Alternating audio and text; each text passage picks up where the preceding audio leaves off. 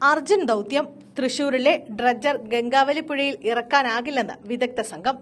Lorry driver അർജുനെ കണ്ടെത്താൻ തൃശൂരിൽ നിന്ന് ശിരൂരിലേക്ക് ഡ്രഡ്ജർ കൊണ്ടുപോകില്ല. ഗംഗാവലി പുഴയിൽ ആഴവും ഒഴുക്കും കൂടുതലാണ്. ഡ്രഡ്ജർ ഗംഗാവലി പുഴയിൽ ഇറക്കാൻ കഴിയില്ല.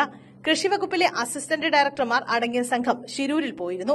വിദഗ്ധ സംഘം തൃശൂർ കളക്ടർക്ക് റിപ്പോർട്ട് നൽകി. തൃശൂരിലെ ഡ്രഡ്ജർ യന്ത്രം ശിരൂരിലെ ഗംഗാവലി പുഴയിലേക്ക് കൊണ്ടുപോകുന്നതിന് വെല്ലുവിളികൾ ഏറെയായിരുന്നു. പുഴയിലേക്ക് ഒഴുക്ക് 4 നോട്ട്സിൽ കൂടുതലാണെങ്കിൽ ഡ്രഡ്ജർ ഇറക്കാൻ പ്രയാസമാണ്.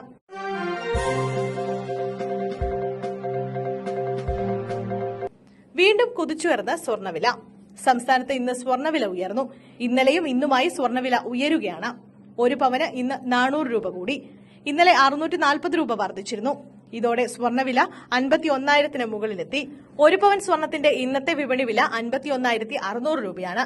സ്വർണം, വെള്ളി എന്നിവയുടെ ഇറക്കുമതി ചുങ്കം കുറച്ചതോടെ സ്വർണ്ണവില ജൂലൈ 27-ന് കുത്തനെ കുറഞ്ഞിരുന്നു.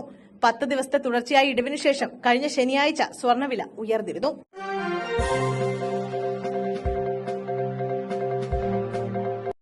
കുഞ്ഞുമക്കൾക്ക് മുലപ്പാൽ നൽകാൻ ദമ്പതികൾ വയനാട്ടിലേക്ക്. കുഞ്ഞുമക്കൾക്ക് മുലപ്പാൽ ആവശ്യമുണ്ടെങ്കിൽ അറിയിക്കണേ, എന്റെ ഭാര്യ റെഡിയാണ്. വയനാട്ടിൽ ദുരിതമനുഭവിക്കുന്നവരെ സഹായിക്കണമെന്ന അഭ്യർത്ഥനയ്ക്ക് വന്ന ഈ കമന്റാണ് കഴിഞ്ഞ ദിവസം ഏറെ വൈറലായത്. കമന്റ് ഇടുക മാത്രമല്ല, ഇതിനായി ഭാര്യയും 2 മക്കളുമായി ഇടുക്കി ഉപ്പുതറ സ്വദേശി സജിൻ പാറേക്കര വയനാട്ടിലേക്ക് തിരിച്ചു കഴിഞ്ഞു.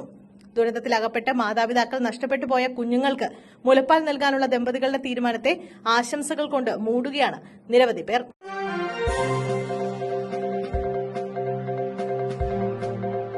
കാട്ടാക്കടയിൽ സീരിയൽ ഷൂട്ടിംഗിനിടെ ആക്രമണം, 3 പേർക്ക് പരിക്ക്.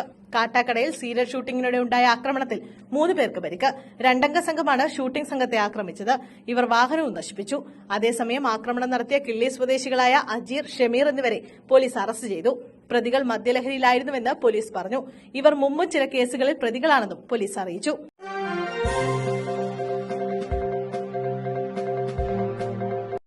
നടൻ കൊച്ചിൻ ആന്റണിയെ വീട്ടിനുള്ളിൽ മരിച്ച നിലയിൽ കണ്ടെത്തി. സിനിമാ താരം കൊച്ചിൻ ആന്റണി വീട്ടിൽ മരിച്ച നിലയിൽ. 80 വയസ്സായിരുന്നു. നടനും തലിയോലപ്പറമ്പ് യങ് ഇന്ത്യ ITC ഉടമയുമാണ്. തലപ്പാറ ആന്റണി വില്ല വീട്ടിലാണ് ഇദ്ദേഹത്തെ മരിച്ച നിലയിൽ കണ്ടെത്തിയത്. ഭാര്യ ഒരാഴ്ച മുമ്പ് ധ്യാനത്തിന് പോയിരുന്നതിനാൽ വീട്ടിൽ മറ്റാരും ഉണ്ടായിരുന്നില്ല.